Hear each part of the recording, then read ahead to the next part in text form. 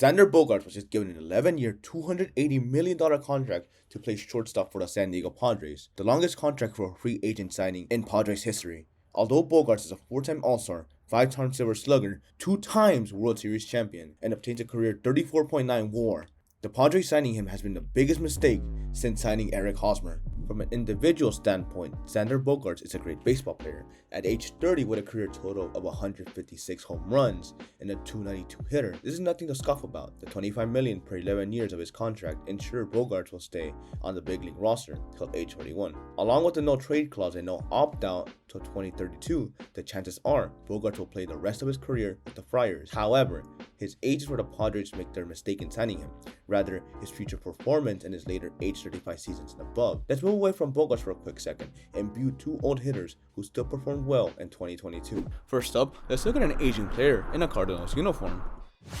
The St. Louis Machine, Albert Pujols, had a record-breaking age 42 season, lodging in an 154 OPS plus, way above league average. His late-age success stems from his elite bat-to-ball skills and contact rate.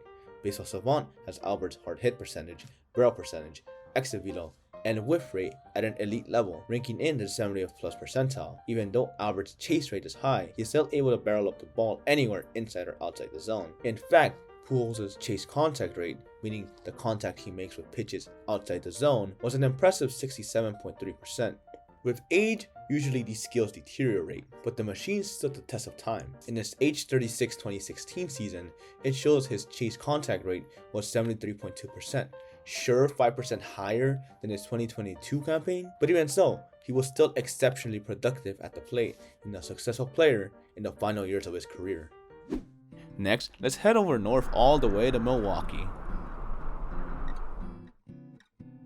Another notable player to mention will be 35-year-old Andrew McCutchen from the Milwaukee Brewers. McCutchen takes a different approach to the plate. While he does not have the best bat-to-ball skills, he still successes to get on base. In the 2022 season, he posted a league average 99 OPS plus and a respectable 316 on base percentage. Baseball Savant has him ranking average in barreling up and hitting the ball. In fact, his chase contact percentage was a mere 51%, ranking 92nd in chase rate and 70th in walk rate, all due to McCutchen's elite eye. Tying these 2 players back to Bogaerts, his stats tell a different story. At only age 30, according to Baseball Savant, his average exit velo, hard hit percentage, barrel percentage, and whiff percentage are all below the 50th percentile, being below the MLB average in 4 categories alone. Adding on, his chase contact rate at 62.4%, although better than the aging McCutchen, he almost ties Albert. His stats don't really impress compared to the two. The only difference here is comparing 2 players almost at the end of their careers. But these are the type of stats needed to be productive at age 35 plus.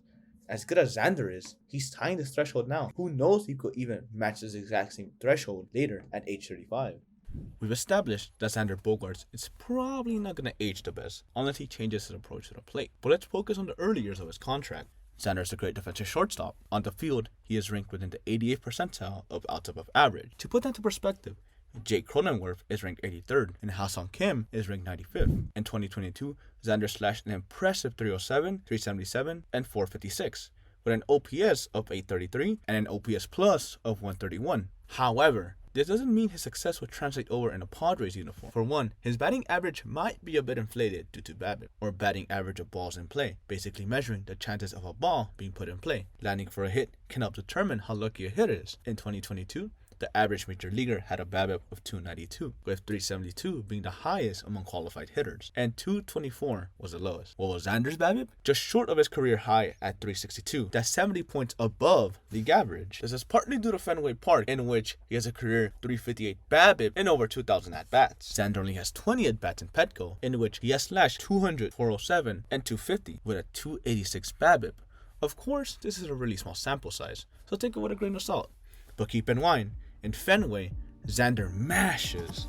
Overall, Xander Bogaerts' contract seemed like a move for immediate improvement in the Padres' offense as they try to win a World Series. Defensively, with an infielder Machado at third, Bogaerts at short, Kim at second, in Cronenworth at first, this team can be a possible contender for the 2023 season and possibly win their division against the Dodgers, finally being able to fully challenge the Dodgers as they did in the 2022 NLDS. Adding a bat like Xander's immediately bolsters San Diego's lineup. If only the Padres were able to sign a hitter for the rest of their career who had elite plate discipline, hits the ball hard, and has great bat-to-ball skills. Oh yeah, Juan Soto. Please, for the love of God, I pray AJ Preller can lock him in San Diego. If somehow giving this much money to Bogaerts drains Padres owner Peter Seidler's pockets from a possible Soto extension, this would be unforgivable. This contract just bears too much risk in the long term. I could be wrong, but he'll find success under the brown pinstripes. Anyways, thanks for watching.